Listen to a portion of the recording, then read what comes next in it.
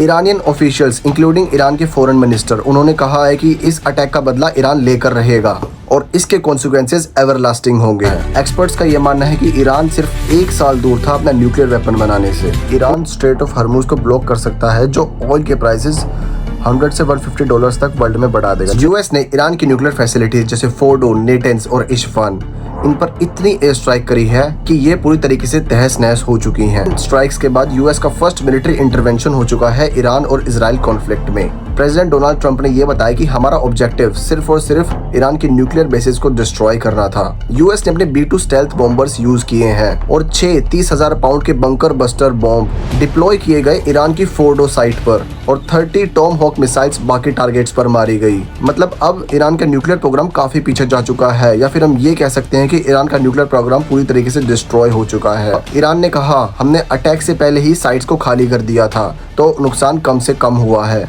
Iranian officials including Iran के foreign minister, उन्होंने कहा है कि इस अटैक का बदला ईरान लेकर रहेगा और इसके कॉन्सिक्वेंसेस एवरलास्टिंग होंगे। वहीं इजराइल के प्राइम मिनिस्टर बेंजामिन नेतन्याहू काफी खुश नजर आ रहे हैं और उन्होंने कहा है कि ये स्ट्राइक्स यूएस के हिस्टोरिक मूव है।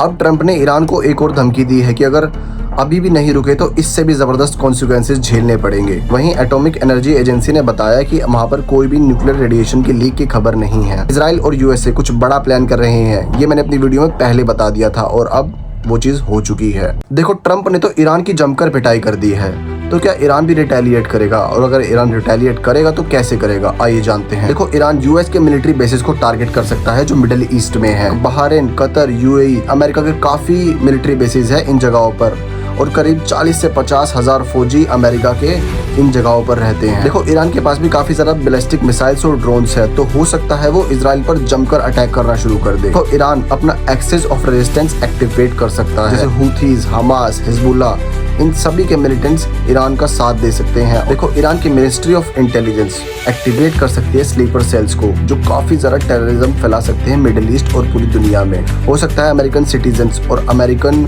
सोल्जर्स को होस्टेज बना लिया जाए। इनके potential targets US embassies, tourists और सॉफ्ट एलाइड फोर्सेज हो सकती हैं। हुथीज ने पहले भी यूएस को धमकी दी है कि हम तुम्हारे शिप्स को टारगेट कर सकते हैं अगर तुम इजराइल को ऐसे ही सपोर्ट करते रहे तो।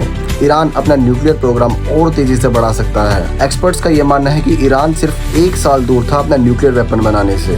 हो सकता है ईरान अभी के लिए चुप बैठ जाए और सिचुएशन ठंडा होने का वेट करे और तब सरप्राइज अटैक करना शुरू करे जब यूएस और इजराइल को उम्मीद भी नहीं हो। इस वजह से ईरान, चाइना और रशिया की दोस्ती और भी ज्यादा पक्की होने वाली है, क्योंकि ये तीनों ही यूएस को काउंटर करना चाहते हैं। जब से अमेरिका ने स्ट्राइक करी है ईरान के न्यूक्लियर फैसिलिटीज पर, तब से सभी लोग ये कह रहे हैं कि ईरान स्ट्रेट ऑफ हॉर्मुज को ब्लॉक कर सकता है, जो ऑयल के प्राइसेस $100 से $150 तक वर्ल्ड में बढ़ा देगा। स्ट्रेट ऑफ हॉर्मुज आखिर है क्या? स्ट्रेट ऑफ हॉर्मुज, यहीं से वर्ल्ड का 30% ऑफ ऑयल का ट्रेड किया जाता है और भी बहुत सारी चीजों का ट्रेड इसी स्ट्रेट से किया जाता है। इस स्ट्रेट में ईरान का काफी ज्यादा डोमिनेंस है, तो क्या किसी भी थ्रेट के सिचुएशन में ईरान इस स्ट्रेट को ब्लॉक कर पाएगा? तो ईरान के पास हजारों एडवांस सी माइंस हैं, जो सबमरीन्स और स्मॉल बोट्स के द्वारा डिप्लॉय की जा सकती है समुद्र में। कुछ दर्जन माइंस भी अगर ईरान यहाँ पर डिप्लॉय कर देता है तो यहाँ से शिपिंग बिल्कुल बंद हो जाएगी। साथ ही साथ ईरान के पास काफी बैलिस्टिक मिसाइल्स भी है, जो किसी भी वॉरशिप को टारगेट कर सकती है, तो ये भी एक थ्रेट पैदा करती है। ईरान के पास 27 मिजेट सबमरीन्स है, जो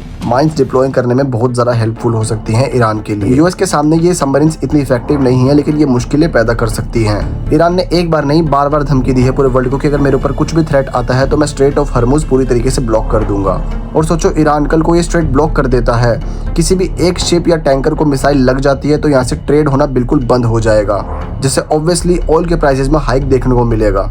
और हुती रेबल्स जैसे लड़ाके जो ईरान के बहुत जबरदस्त सपोर्टर हैं, वो ईरान की इस ट्रेड को ब्लॉक करने में काफी ज्यादा हेल्प करने वाले हैं। यूएस की 5th नेवल फ्लीट बहरीन में बैठी है, जिसके पास 20 से 30 वॉरशिप्स हैं, जिसमें माइन स्वीपर्स और डिस्ट्रॉयर्स हैं, और गल्फ स्टेट्स जो यूएस की अलाइड फोर्सेस हैं। यहाँ से यूएसए अटैक भी कर सकता है और पेट्रोल भी कर सकता है ईरान की सभी हरकतों को। तो अगर ईरान कल को माइंस बिछा भी देता है तो यूएस इजीली उन माइंस को क्लियर भी कर सकता है, लेकिन जब तक यूएस माइंस क्लियर करेगा तब तक ये स्ट्रेट ब्लॉक ही रहेगा। और अगर ईरान ये स्ट्रेट ब्लॉक करता है तो उसे खुद भी लॉस झेलना पड़ेगा, क्योंकि ईरान भी ऑयल एक्सपोर्ट करता है चाइना जैसी कंट्रीज को। तो अगर ईरान चाहे तब भी 10 से 12 दिन तक ही स्ट्रेट ऑफ हॉर्मुज को ब्लॉक कर पाएगा, लेकिन इसके बीच वर्ल्ड का काफी नुकसान हो सकता है।